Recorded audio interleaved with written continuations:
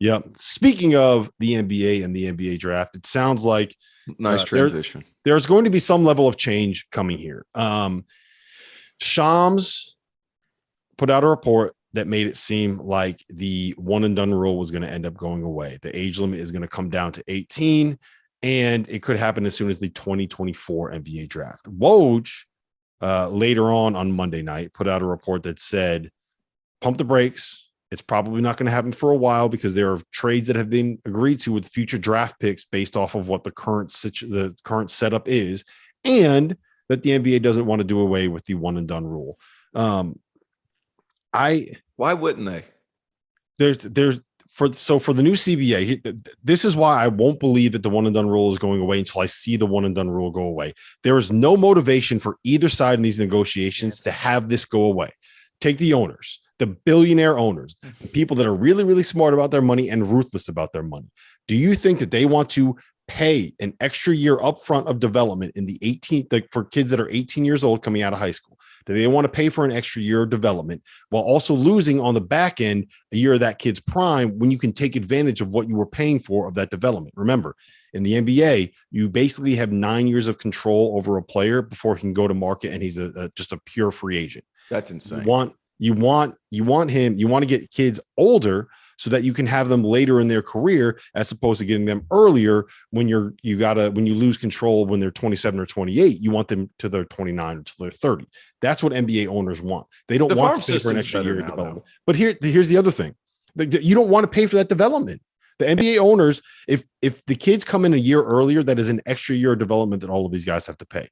Then you have the players who are on the other side of the negotiation. It is a zero-sum game when it comes to A, jobs, and B, money available for professional basketball players at the NBA. As soon as you allow 18-year-olds coming in, this concept of like the double draft, where you have the best players from two different draft classes entering in the same year. That means there's going to be fewer jobs available for all of those veterans that are on the fringe, right?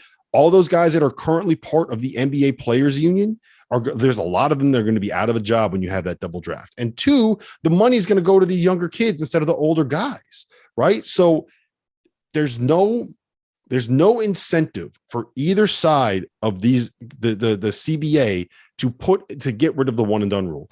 All the incentive for both of those sides is to have it go to a two and done rule. That's when you look strictly at incentives and motivations for the two sides that are negotiating the CBA. That is what keeping those kids in college longer is better for both of those sides. Now, my guess is that Adam Silver wants to do two things. He wants to bring players in as quickly as possible because he thinks it's the right thing to do, right? And it probably is, to allow these kids to be able to get to the league as quick as possible. He also wants to bring all of that development in-house. And he's been vocal about this. Like, he wants to have the best players training with professional athletes, which makes a lot of sense. When you go to college and you're working out, it's very like there's time limits. You got to have, what is it, like a 2-hour limit per day, 20-hour limit per week or something like that, CO. Yeah. And you're not doing it year round. There's different training sessions, and you have guys that are there developing you to win basketball games now, as opposed to developing you for you to be what you could be the best long term, if that makes sense. So I think Adam Silver wants this, but it doesn't benefit either side of the CBA. Like, so I will believe that the one unless they were able to add something to the G League structure. That's right.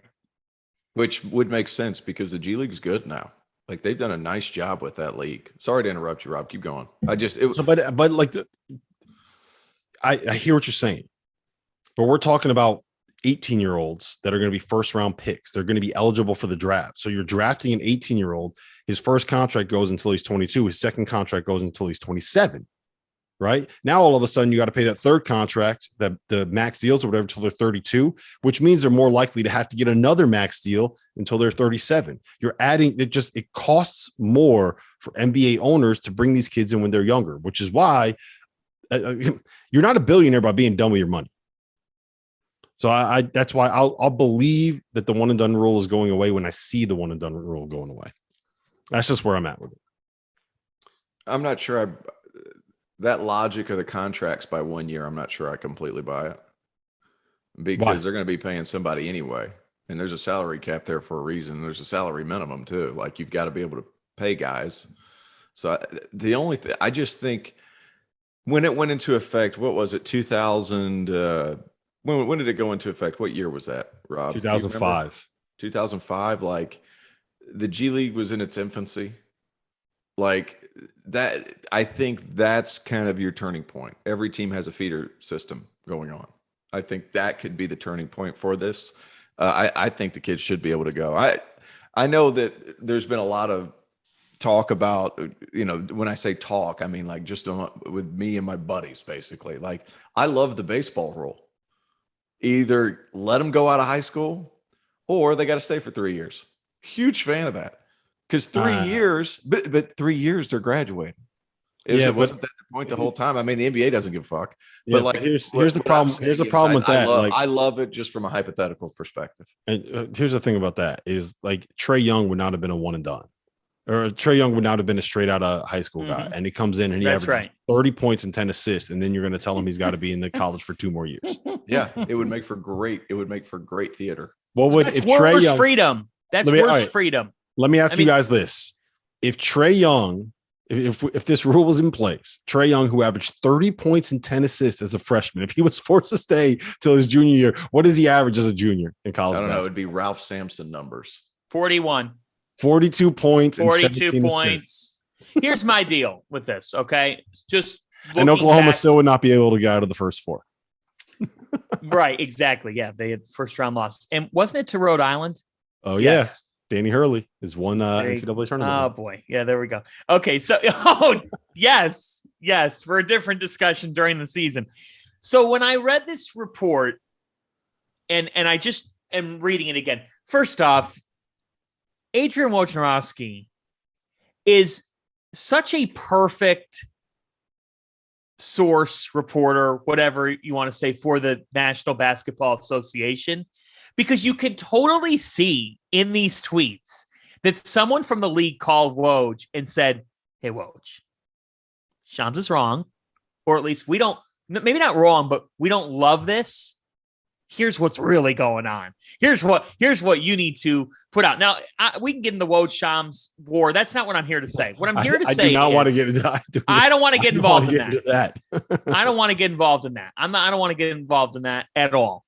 Fun fact, I once saw Shams in Scottsdale while on vacation.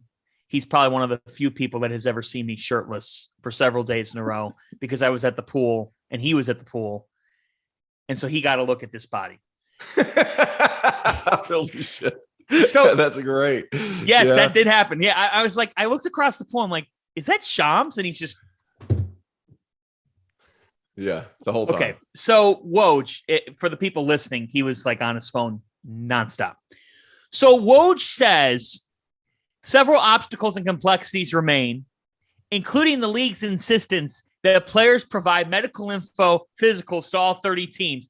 And then he proceeds. So if you were reading that, you would say to yourself, okay, so if there's no one and done, that means that the player has to give everything to everybody in the league, right? Whereas currently in the current structure, who controls which medical info gets to which teams? The agents. The agents. And I thought to myself reading this, but wait a minute.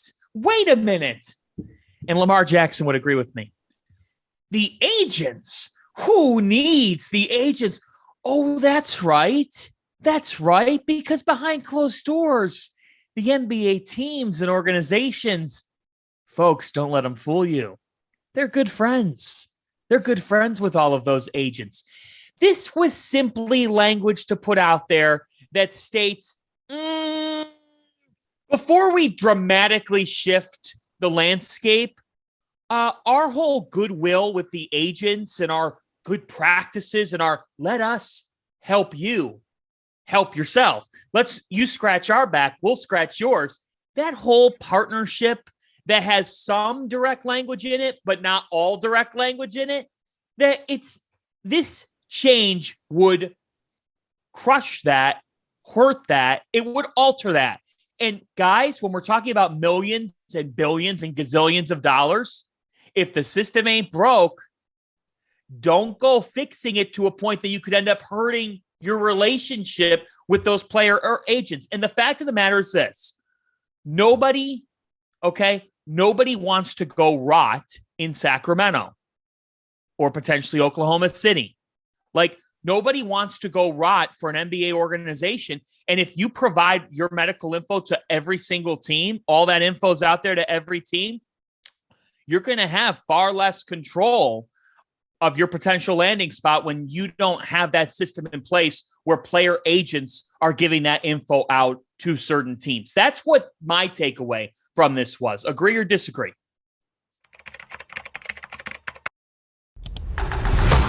We're dropping our merch. We got to start calling Underwood Daddy Brad. But I'm a big pod guy.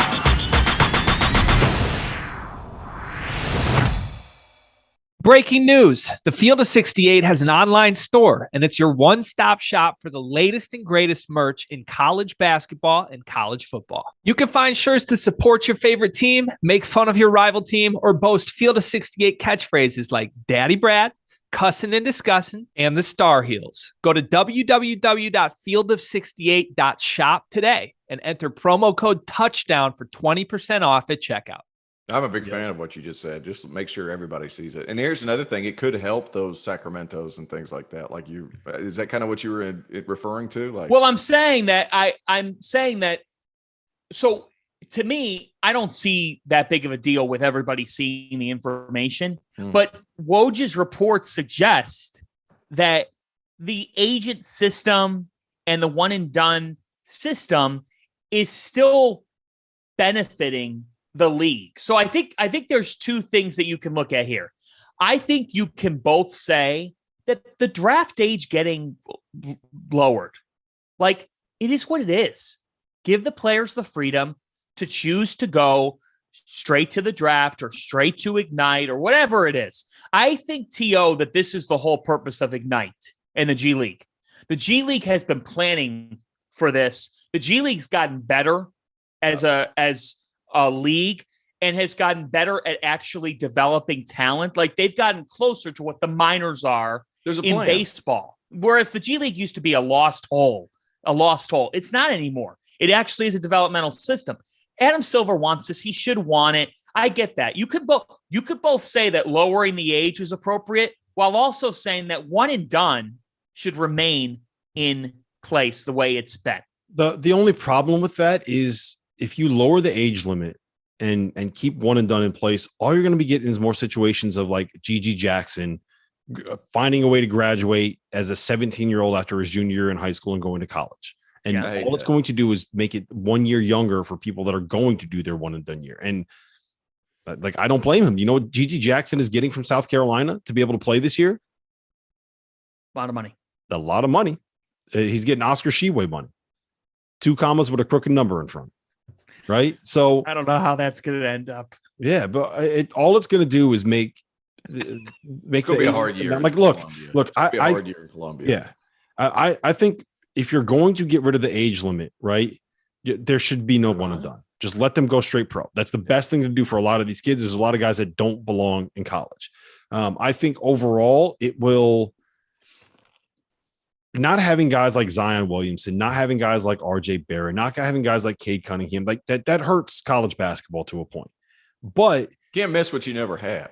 Yeah, but it's also college basketball was fine when J.R. Smith wasn't going and Kobe Bryant wasn't going and Kevin Garnett wasn't going, right? Like it'll help make the guys that are in college more recognizable. We're going to have more stars. We're going to have more Hunter Dickinsons. We're going to have more Armando Baycots. We're going to have more Oscar Sheways and guys that aren't just big guys that are stars in college basketball. There's going to be more recognizable faces. If there's one fatal flaw with the sport, it's that it's so hard to know who the best players are year over year because everybody goes pro, right? All of the guys that you care about, all the guys that you know, all the guys that you fell in love with in March are gone just a couple of weeks later. So I do think that there's part of it where the diehard college basketball fan is going to be more engaged. I have friends that grew up huge college basketball fans that barely watch the sport anymore because they don't know who it is year over year. Kentucky fans are sick of trying to figure out who the hell's on their roster every single season. Duke fans are sick of it too. So I do think that this will help re-engage a generation that fall in love with the player and can see that player coming back over and over and over again. It'll hurt like it will hurt the years where you have these superstars that can get all of these eyeballs and all of this attention when it's not in the month of March. But I do think overall it'll be healthy and more sustainable for the sport to not have to rely on lucking into a Zion Williamson to make yourself more get yourself more attention. Does that make sense? It does, but so I have two things here. One is, what is stopping, and I think the answer is nothing. The top percent of the top percent of players are smart to go straight to the NBA. Okay, like that. I get it. If you're the next LeBron, if you're the next Zion, if you're the next KD, whatever, then in that case, I say go for it. But my thought process is that if you're not in the top percent of the top percent,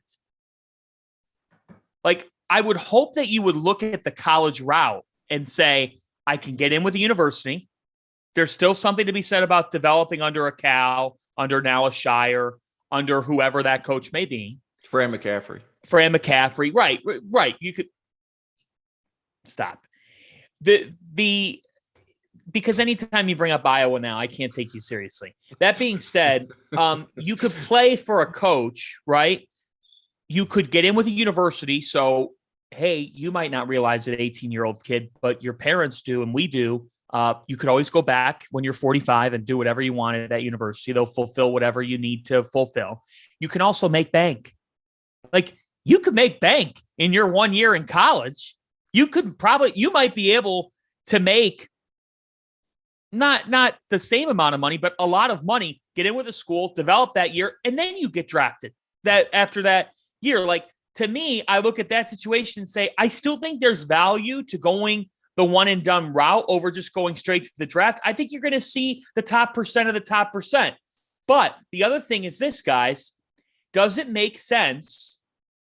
And if so, how much sense does it make for Duke and Kentucky to look harder at the top 30 to 40 recruit as opposed to the top 5 recruit if that top 5 or 10 recruit who they think they're getting says, no, I'm going straight to the NBA?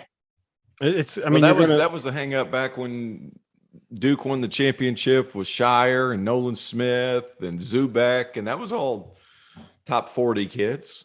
Yeah. And if you look at what Baylor's doing, you look at what Villanova was doing, like that's kind of like the sweet spot is you get that like top 50 to 75 kid that stays for 3 to 4 years and you win national championships. Right. The last thing that I'll say about this, and I'm curious both of your opinions, is I think that the idea that you would eliminate the branding and the attention and the hype and what you can build in terms of your personal brand from a run in March Madness, from playing on national television every night, there's a reason why people are excited to see like someone like a Jaden Akins coming in, some of these top draft picks coming in, like a Paolo Banchero, right? Would he have as much hype? Would there be as much excitement about him? Would he have as much notoriety? Would people give a shit about him coming into the league if he didn't just play for Duke and take Duke to a Final Four? Would there be as much excitement about Jabari Smith if he didn't just average 16 points and shoot 40-something% from 3 for Auburn this past season? You know what I mean? Like, would this be something where you're hurting the excitement and the notoriety and the attention that you get for all of these newcomers coming into your, like, the NBA draft is not going to be the same pomp and circumstance when you don't have these guys with some of these big brands that have just played all this time in college. Like,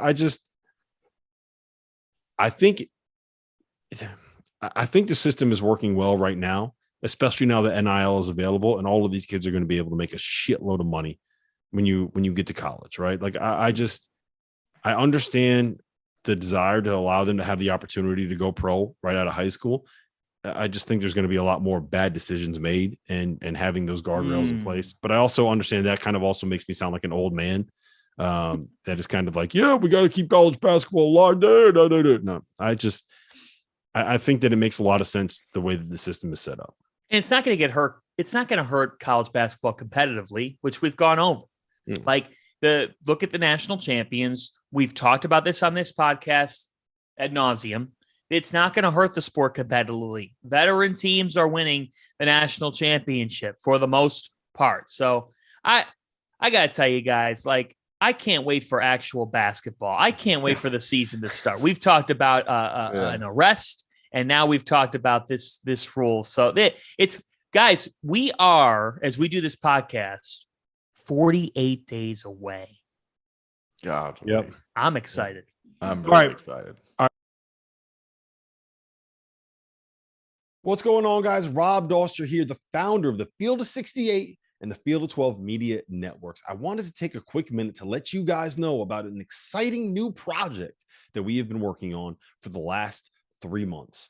The Almanac, an all-encompassing preview of the 2022-23 college basketball season. We spoke with every single Division I head coach to give you a robust and accurate preview for all 363 Division I college basketball teams. We have predictions for conference finishes for all 32 leagues. We have features on the best freshmen, the best big men, the breakout stars, the coaches on the hot seat, so much more. It is 600,000 words of sheer happiness for the college basketball fan in your life. The Almanac is going to be available for digital purchase on September 26th for just $19.99, but you can pre-order it today using the promo code HOOPS and save 20%. Just hit the link in the description below.